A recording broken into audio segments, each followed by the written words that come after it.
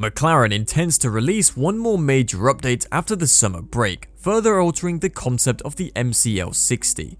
Following these enhancements, the focus will shift to the F1 car for 2024. Some details have been shown, and we're here to tell all of you F1 enthusiasts about those details. We recommend you watch the complete video because we have some exciting new details. So, without further ado, let's get straight into this. The first half of the season has been filled with high peaks and deep valleys for McLaren. The Woking formation had no chance of finishing first in the first races, and scoring a point was already quite an accomplishment. The team took a big step forward after introducing a large package of upgrades during the British GP and even scoring podium finishes. Lando Norris won 2 podiums in a row in Silverstone and Hungary, while Oscar Piastri finished second in the sprint race at Spa for the first time. Nonetheless, McLaren's first half of the season ended on a low note. Piastri retired on the first lap of the Belgian Grand Prix after colliding with Carlos Sainz, and Lando Norris was unable to score well due to a faulty setup.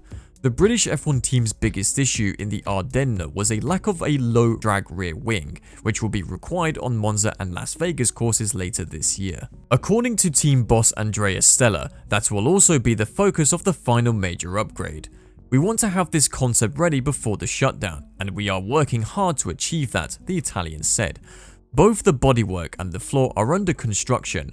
We still have a few days, but if it goes well, we will definitely try to bring it to the races after the summer break. Despite the team's tempering efforts, McLaren faced high expectations following the Silverstone updates.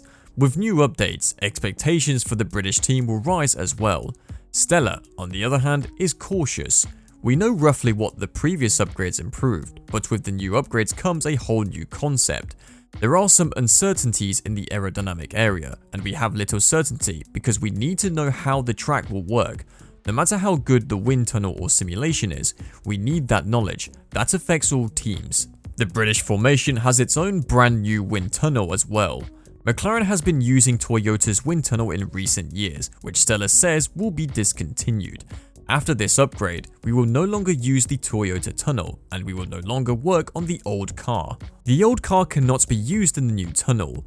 What we're working on with this car is also very relevant to what we'll be working on next year. The car will be tested in the tunnel for the first time before the closure in 2024. If that fails, the new car will be tested at least for Zandvoort.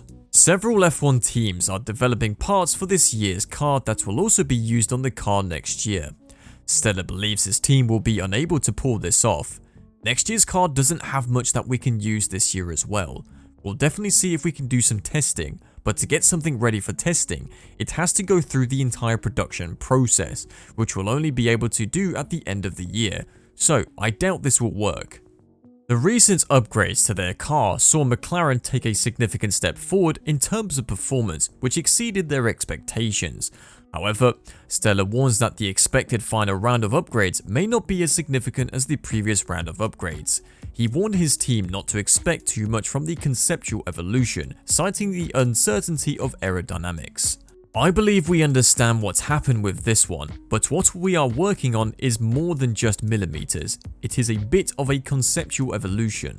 There is some uncertainty with aerodynamic evolutions, and really, the evidence comes only when you test these things trackside, because even with a good wind tunnel correlation and a good CFD correlation, you're always on the edge of knowledge, and I believe this is true for every team.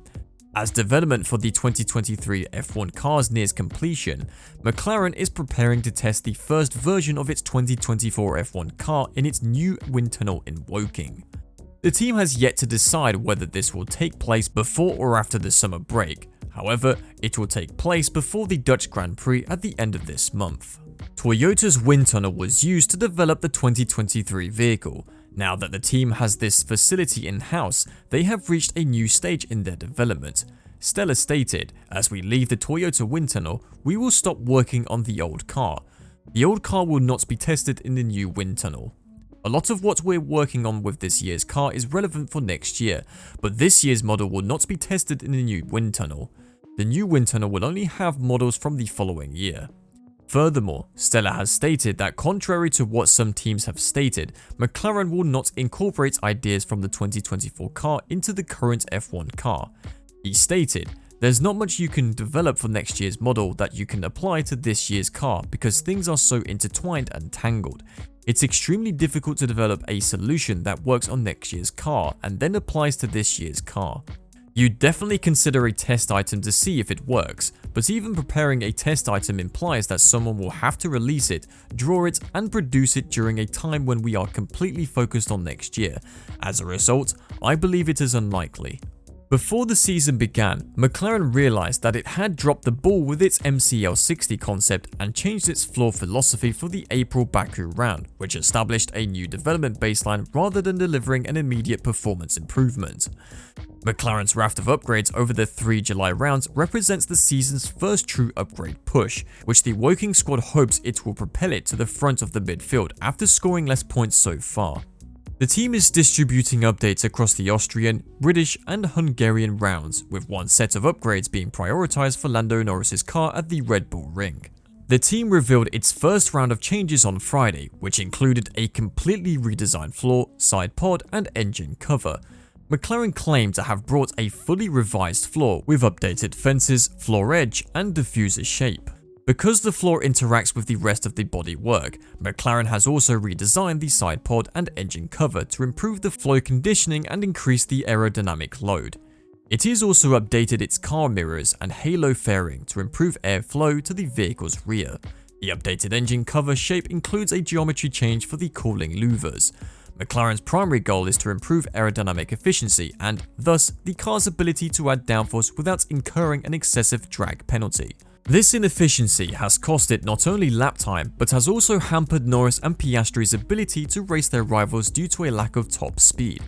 What's made our life difficult is just the lack of straight line speed, Norris said when asked about his hopes of being able to put up a better fight with a more efficient car by motorsport.com. I think we've been the slowest on the straights almost the entire year. This is an attempt to alleviate some of that. It's probably not going to make much of a difference, but the little things add up and can start. Because it's a long journey, it should be slow, medium and fast. Hopefully, I'll be ahead of cars I should be ahead of, or I'll be able to follow cars more closely. Norris praised his team for completing half of its B-spec update to his car in Austria ahead of its original Silverstone target, even though Spielberg's sprint format with a single free practice session will make optimizing the upgrade difficult. It was all meant to come for Silverstone, so the fact that we've already got some of it will be a good step forward, Norris said. Especially with it being a sprint race and possibly some opportunity to get points twice if we can, if it's a significant enough step, which is why we pushed everyone so hard and the team was able to deliver on getting some bits earlier. This is really our first performance upgrade of the season. We had an upgrade in Baku, but it wasn't a performance boost. It feels like a long time has passed, but the team has done an excellent job. All these changes look promising. Let's wait and see how McLaren handles the situation in the coming GP. Please subscribe to the channel and leave your suggestions in the comments section below.